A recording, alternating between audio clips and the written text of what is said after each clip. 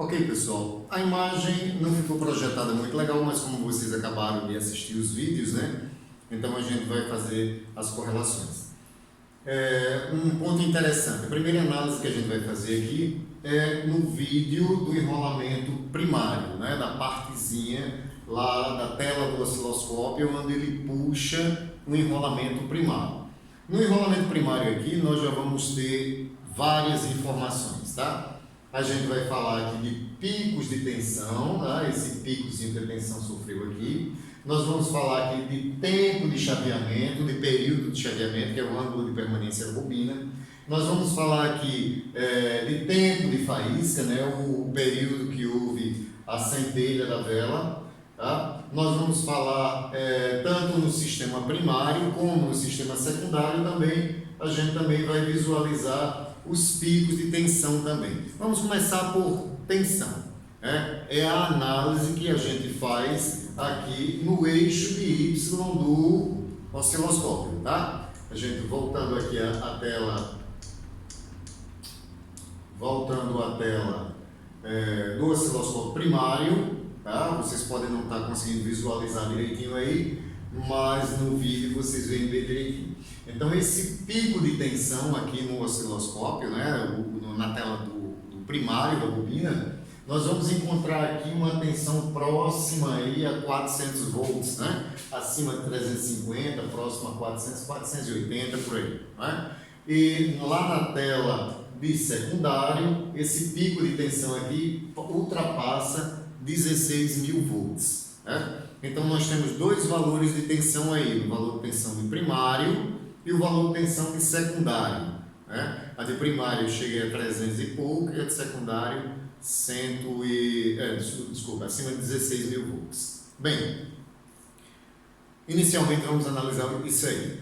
Primeiro, o que é tensão, né? Então esses picos de tensão lá no desenhozinho, né? É o segundo vídeo aí que eu repostei, né, para vocês. Tem lá o senhor Volta, né, que traz lá a unidade de medida que é o volt, tá? E ele fala sobre diferença de potencial, né? Essa diferença de potencial elétrica também chamada como tensão elétrica, chamada como volt. Então ele coloca na figurinha aqui, certamente não vai dar para vocês verem aqui, mas vocês viram no vídeo, tá? Aqui tem vários elétrons aqui embaixo e aqui em cima prótons, né? A diferença entre esses dois pontos, essa diferença de potencial, essa diferença de cargas elétricas entre esse ponto e entre esse ponto do material. Então ele colocou aí como gerador, como uma fonte de alimentação, não é? Agora, de onde vem isso? De onde vem essa diferença de potencial? De onde vem essa diferença dos dois pontos? Então a aula de hoje a gente vai se concentrar nisso, né? A gente vai falar um pouquinho de tensão elétrica, tá? Vamos ver um pouco dos conceitos de corrente, resistência e tudo mais, mas o nosso foco é a análise do pico de tensão do osciloscópio, seja de primário, seja de secundário, ok? E a gente começa falando do nosso velho amigo e antigo colega átomo, né? Então, a matéria é formada pelo agrupamento de pequenas partículas, que a gente chama de moléculas, que por sua vez essas partículas são formadas pelo agrupamento de partículas elementares menores ainda, chamadas de átomo, tá? E o átomo, ele é formado no seu núcleo, formado pelos prótons e os nêutrons. E girando em torno do átomo, em volta do átomo, tá? Nós temos os elétrons, tá? Esses elétrons giram em torno deste núcleo desse átomo, tá? De uma forma tridimensional. Aqui nós estamos vendo o desenho de forma bidimensional, mas vamos comparar, tá, esse fluxo de elétrons a uma cebola. Tá? Vou pegar aqui uma cebola, ok? E aqui a cebola, digamos que esses elétrons estão girando em torno desta cebola, né? Em torno do núcleo dessa cebola, do núcleo dessa esfera, tridimensionalmente, nesse, tá? Tridimensionalmente. Vamos pegar essa cebola aqui e vamos cortar a cebola, tá? Quando nós cortamos a cebola, ok? A imagem da esfera agora passou a ser uma imagem plana, mas só para a gente poder entender, tá? Se a gente for olhar aqui, a cebola ela tem várias camadas. Abre uma camada aqui, essa aqui é outra camada, essa aqui é outra camada, essa é outra, até chegar no núcleo. Digamos que o elétron gira em cada camada dessa. Então, elétrons que estão girando aqui, então eles estão girando em uma determinada distância do núcleo. Os outros elétrons que estão girando nessa camada da cebola, um pouco mais abaixo, estão girando mais próximo do núcleo. Essa camada da cebola mais próxima ao núcleo e assim sucessivamente. Então, eu tenho elétrons que giram em camadas mais próximas do núcleo da cebola e eu tenho elétrons que giram em camadas mais longínquas do núcleo da cebola, tá? Agora, lembrando que a hora que eu cortei, eu tenho essa imagem plana, mas, na verdade, o elétron, ele gira naquela imagem cilíndrica, tridimensional, tá? Aqui foi só para a gente dar a introdução disso daqui. Eu peguei aquela cebola, cortei a cebola, como vocês viram, e agora vou analisar cada camada dessa cebola, tá? Então, aqui é a configuração do átomo. No núcleo, eu tenho aqueles prótons e nêutrons, e girando em torno do núcleo, de forma tridimensional, eu tenho os meus elétrons, tá? Então, cada camada dessa aqui, né? Vamos fazer a comparação com a cebola. Cada camada dessa aqui, ela comporta um certo número de elétrons, tá? Então, a camada mais próxima do núcleo é a que comporta menos elétrons. Vamos fazer a comparação com aquelas motocicletas, aqueles globos da morte, que tem a motocicleta rodando dentro, tá? Se eu tenho um globo da morte que ele comporta 2 motocicletas, tá? Eu não posso botar 5. Por quê? Porque senão elas vão se chocar. Então, eu tenho um globo da morte com 5 motocicletas? Tenho. Só que é um globo da morte maior. O globo tem que ser maior para comportar mais motocicletas. Se eu vou diminuindo o tamanho do globo, eu tenho que colocar menos motocicletas ali dentro, tá? Então, fazendo só aquela alusão das motocicletas também girando de forma tridimensional, a camada mais próxima do núcleo, tá? Ela é menorzinha. Ela só cabe uma certa quantidade de elétrons, tá? Se eu tenho um globo da morte, né, uma camada mais longe do núcleo, a camada é maior, tá? Ela vai comportar mais elétrons, ok? Então, nós vamos ter no total aí, no máximo, 7 camadas, tá? E essas camadas estão subdivididas em 2 elétrons na primeira, 8 na segunda, número máximo de elétrons, tá? 18, 32, 32, 18 e 8. São as quantidades máximas de elétrons que a gente encontra nas camadas de um átomo, tá? Nós também podemos chamar cada camada dessa de nível energético. Quando a gente chama de nível energético, aí a gente enumera, tá? Em vez de chamar K, L, M e tal, a gente chama 1, 2, 3 até o 7º nível energético. Tá? É a mesma coisa, tanto faz você chamar camada e chamar pelas letras K, L, M, ou você pode chamar de nível energético, tá? O que interessa para a gente, tá, nesse estudo, depois se vocês quiserem pesquisar mais sobre isso e tal, tá, busquem aí, podem até perguntar para mim, mas o que vai interessar no nosso estudo vai ser a última camada, tá? Que é uma nova forma de visualizar aquilo ali. E a quantidade de camadas depende da quantidade de prótons que eu tenho no núcleo do átomo, tá? Porque a mesma quantidade de prótons que eu tenho no núcleo do átomo é a mesma quantidade de elétrons que eu tenho girando em torno deles. Então, neste caso aqui, por um exemplo, peguei aí o zinco, ele tem 30 prótons em seu núcleo, tá? E eu vou começar a distribuir esses 30 elétrons, ok? Então, vão ficar 2 elétrons lá na primeira camada, como na transparência anterior a gente viu. Vão ficar 8 elétrons na segunda camada, 18 elétrons na terceira camada, tá? Aí, se eu pegar 18 aqui com 8 lá, 18 com 2 dá 20, com 8 dá 28, para 30 me sobraram 2. Então, eu tenho 2 elétrons na última camada, tá? Então, a última camada deste átomo ficou com 2 elétrons, beleza? Então, vamos lá. Essa última camada é o que nós chamamos de camada de valência, tá? Ou eletrosfera. Observe que eu poderia ter mais elétrons, né? Eu tenho mais camadas aqui que poderiam ser utilizadas, mas não estão sendo utilizadas porque eu não tenho quantidade de elétrons suficiente para preenchê-las. Então a última camada minha ficou aqui, nessas camadas que estão preenchidas. Então camada nada mais é do que a distância que o elétron vai encontrar no núcleo, tá? E eu fui distribuindo, como só tinha 30, eu cheguei até aqui a quarta camada, tá? Quarto nível energético.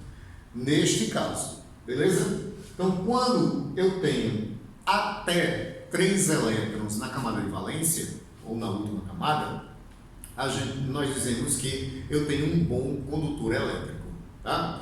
Quando eu tenho 4 elétrons, vou distribuindo, independente da camada. Se tiver 4 elétrons, eu tenho um semicondutor, tá? E quando eu tenho de 5 a 8, aí eu tenho um resistor. Ele é péssimo condutor elétrico, ok? Vamos lá.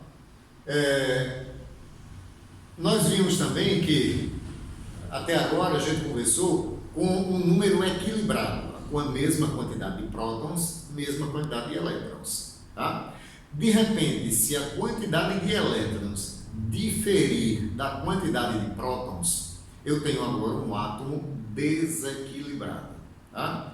Então, este átomo desequilibrado, ele vai tender a buscar o seu estado de equilíbrio novamente, tá? Aí, neste caso, se eu tenho mais prótons, tá, do que elétrons, nesse caso aqui eu tenho 3 prótons, tá, e tenho 2 elétrons, tenho mais prótons do que elétrons, tá, eu chamo esse cara aqui de cátion.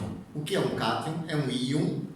Primeiramente, o que é um íon? É um átomo desequilibrado. É um átomo com a quantidade de prótons diferente da de elétrons, tá? Então a gente diz que esse material está sob a forma iônica. Ele tornou-se um íon. Íon nada mais é do que um átomo desequilibrado. Quando o desequilíbrio é que ele tem falta de elétrons, a gente chama esse cara, esse íon, de cátion, tá? Agora, quando eu tenho um caso desse aqui, ó, eu tenho mais elétrons do que prótons, tenho 3 elétrons e tenho 2 prótons. Isso a gente está se referindo, lembre-se, à camada de valência, tá? Então aqui são valores proporcionais, ok? Então quando eu tenho mais elétrons do que prótons, ele também está sob a forma iônica, só que a gente chama de ânion, tá? Bem, se eu tenho átomos no material com excesso de elétrons e eu tenho um átomo no material com falta de elétrons, ok? Nesse momento eu tenho aquela minha diferença de potencial elétrico que lá a figurinha mostrou. Aquela figurinha do senhor Volta que ele mostra lá, né? Mostra a parte de baixo com um bocado de eletronzinhos e a parte de cima faltando elétrons, tá? Então é isso que aconteceu. Os átomos se desequilibraram. Os elétrons migraram para um lado do material, deixando esse lado do material carregado eletricamente negativamente, com excesso de elétrons. E esse outro lado do material carregado positivamente, ou seja, com falta de elétrons. Tá? Nesse momento, eu gerei uma diferença de potencial elétrica. Eu gerei uma tensão elétrica. Nesse momento, eu tenho uma tensão elétrica ali. Então, tensão elétrica nada mais é do que esse desequilíbrio dos átomos com relação aos seus elétrons, entre elétrons e prótons. Tá?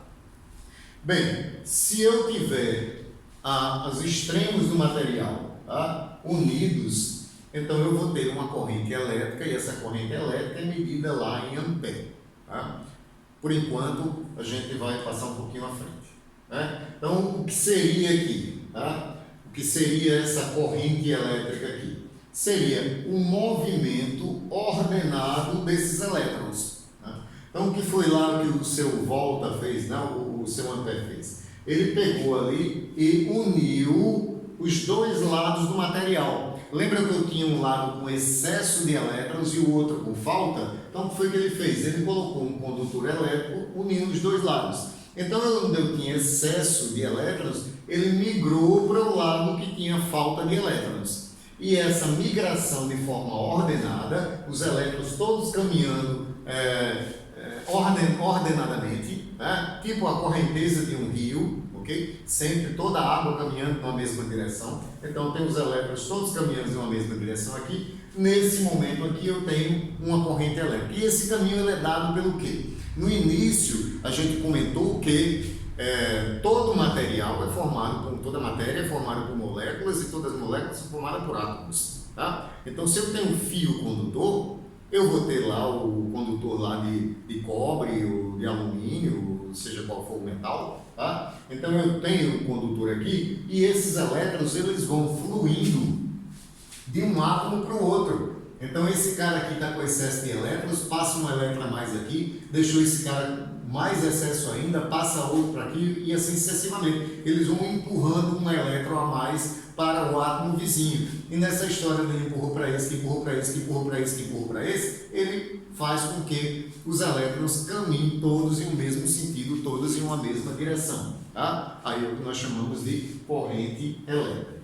E resistência elétrica. A figurinha veio lá, o senhor homem, né? Okay? Aí ele colocou aqui um estreitamento no fio, como se fosse fazendo uma alusão a um circuito de água, né? Então você vem com um cano bem grosso, na hora que você estreita o cano, você gera uma dificuldade para a água passar. Então, resistência elétrica nada mais é do que isso. É a dificuldade que os elétrons que vêm se movimentando de um átomo para o outro, ele encontra da continuidade do seu caminho.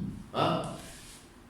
Fiz um exemplo aqui, né? Eu peguei aqui um bom condutor elétrico, né? Então eu peguei aqui um átomo de valência 1, tá? Esse átomo de valência 1, aqui outro átomo de valência 1, outro de valência 1, valência 1. Essas bolinhas verdes, todas são de valência 1, tá? Mas eu peguei aqui, coloquei no meio do material aí, né? Junto aqui do material, eu coloquei aqui, por exemplo, um átomo de valência 4. Então ele já não é tão bom condutor elétrico, né? Por quê? Na hora que eu venho com um elétron e tento colocar um elétron a mais de lá para cá, desequilibrar esse átomo aqui, lá na minha valência eu só tenho um elétron para dizer, ei, aqui você não entra não, tá? Já esse cara aqui, ele tem 4 elétrons de valência, tá? Para dizer, epa, aqui você não passa, tá? Então, as cargas de polaridades iguais, elas tendem a se repelir. Se eu venho com um elétron e eu tenho outro elétron aqui, tá? As cargas têm polaridades iguais, elas tendem a se repelir. Se eu tenho apenas um elétron circulando em toda essa órbita do átomo, esse cara aqui facilmente desequilibra. Se eu tenho 4 aqui, ó, a minha blindagem é maior, tá? Então, torna mais difícil. Aí eu coloco, além disso, coloco um cara com valência 5, tá? Aumentei mais ainda a minha força de repulsão. Então é mais difícil eu desequilibrar, ele não desequilibra não. Então, o cara que vem aqui, ó, tá? Ele é forçado a desviar o caminho para poder continuar a sua trajetória. Ele vem aqui é forçado a desviar o caminho para continuar a sua trajetória, tá? E o percurso mais rápido é uma linha reta. Então, só em eu colocar outros materiais, outros elementos químicos que não são bons condutores, eu começar a misturar dentro desse material, tá? Dentro desse fio, materiais bons condutores e materiais maus condutores, tá? Com isso, eu vou gerando dificuldade para a minha corrente elétrica fluir, tá? Lá no videozinho do osciloscópio, lá o rapaz ele comentou, né? Ah, esse fio tá com a resistividade X e deveria ser Y. Ele está mais resistível do que o normal. Mas observe, o fio normal, o fio novo, o fio em boas condições, ele já é resistível. Ele apresenta resistividade naquele sistema de ignição que estava sendo testado, né? Então essa corrente, ela já tem controle, tá? Então eu diminuo a intensidade dessa corrente, já no fio, aquele fio já tem materiais, né, resistivos, ou seja, materiais que têm valência 5, elementos químicos com valência 5 misturados naquele fio, para já ali já frear essa intensidade de corrente. Vinícius, e o cabo que não tem resistência quase zero, praticamente zero, tá? Aonde é que ele vai encontrar a resistência do circuito? Lá na câmara de combustão. Por quê? Porque o elétron ele vai ter que saltar através do ar, tá? Ele vai ter que saltar através do gás dentro da câmara de combustão, tá? E isso é uma dificuldade. Eu venho aqui com um bom condutor, que é o fio, e chego aqui, eu tenho um espaço aberto, tá? E o gás aqui é resistivo. Okay? Então, eu vou encontrar uma resistência no circuito. Antes que o circuito feche o seu ciclo, eu vou encontrar. Então, lá no cabo que não é resistivo, tá? A resistência toda fica por conta dos gases da câmara de combustão. Nesse caso que a gente estava apresentando, não. O próprio fio já apresenta materiais que têm valência acima de 4, de 4 acima, tá? Misturados ali na composição do fio. Não estou falando do isolamento por fora, o isolamento a gente sabe que é com valência acima de 5, com certeza. Ok? Então, pessoal, só para a gente entender um pouco aqui, tá? De onde vem aquela tensão, tá? Então, o que a gente pode até dizer como tensão? Tensão é a pressão gerada em cima do elétron, fazendo o elétron se locomover, tá? Vocês viram que quando eu desequilibro o átomo, tá? Quando o átomo ele entra na forma iônica, ele tende a voltar ao seu estado de equilíbrio. Se eu arranco elétrons daquele átomo, ele fica carregado positivamente, tá? Fica com mais prótons do que elétron. O que é que ele vai fazer? Qualquer um que passar dando bobeira perto dele, ele atrai o elétron para si reequilibrar. Da mesma forma, como se ele tiver equilibrado, você vier e colocar um elétron a mais. Quando você colocar, você vai desequilibrar e ele vai tender a expulsar esse elétron, tá? Vai jogar esse cara para outro átomo lá. Então, a força com que, a pressão com que o átomo expulsa esse elétron, ou ele atrai o elétron, tá, para o seu núcleo, essa pressão, essa força desprendida é que nós chamamos de tensão. Então, tensão elétrica nada mais é do que essa força aplicada em cima do elétron, ou puxando o elétron para cá, ou repudiando ele, tá? Essa força puxando, tá, de onde ela vem, onde é que ela surge? Da interação das cargas atômicas. Tá? Então, da interação entre o próton, que é uma carga elétrica positiva, e o elétron, que é uma carga elétrica negativa. Tá? Então, o que faz o elétron ficar girando ali em volta do núcleo do átomo, tá, é essa força de atração. Tá? Essa força de atração por serem cargas elétricas opostas. Tá? Os opostos se atraem, tem até o ditado, né? Então, quando eu retiro um elétron aqui, essa força de atração minha fica maior, ela se concentra mais, tá? Tentando atrair um novo átomo, um novo elétron para aquele átomo. A mesma coisa acontece com a força de repulsão, né? A força de repulsão do átomo, ela tem duas fontes, digamos assim. Primeiro, o elétron girando em torno do núcleo, tá? Ele tende a ser jogado para fora, tá? Então ele tende a tangenciar. Quem não deixa ele tangenciar é a força de atração, mas ele tende a se livrar daquele átomo, tá certo? Daquele núcleo, ok? Então essa rotação em torno do núcleo, que a gente chama de força centrífuga, faz com que ele fique tendendo sempre a ser expulso do núcleo. E a força de atração, ela faz com que ele fique preso ao seu núcleo. Isso uma. Outra interação que vai existir vão ser entre os próprios elétrons, tá? Todos dois são cargas elétricas negativas, então eles têm a tendência de se repelirem. tá? Um elétron repelir o outro. Então um está girando aqui, tá? O outro está girando aqui embaixo, ok? Tá tentando se repelir. Quando você coloca um elétron a mais aqui, ó, a força de repulsão entre esses caras aumenta.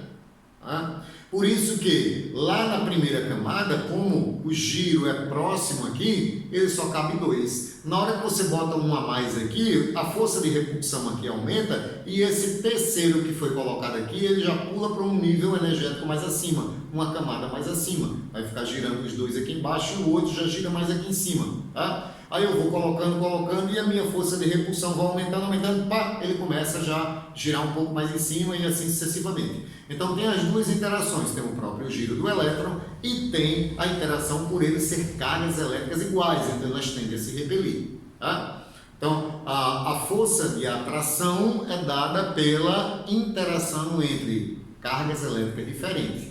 E a força de repulsão é dada pela interação entre as cargas elétricas iguais e a própria ação centrífuga. Tá? Então ela vai ficar mais forte ou mais fraca dependendo do desequilíbrio. Se eu tenho mais átomos desequilibrados, tá? Eu tenho uma maior concentração dessa força de repulsão, se ele estiver desequilibrado negativamente, ou de atração, se ele estiver desequilibrado positivamente. Isso vai lhe determinar o valor dessa diferença de potencial, o valor dessa tensão.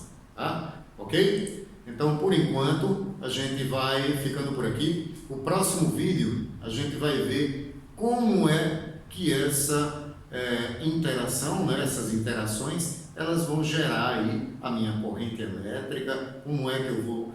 essa bobina, vamos pegar o exemplo da bobina, como é que essa bobina...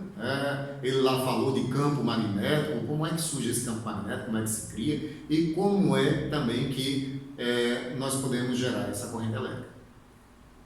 Ok? Até a próxima aula.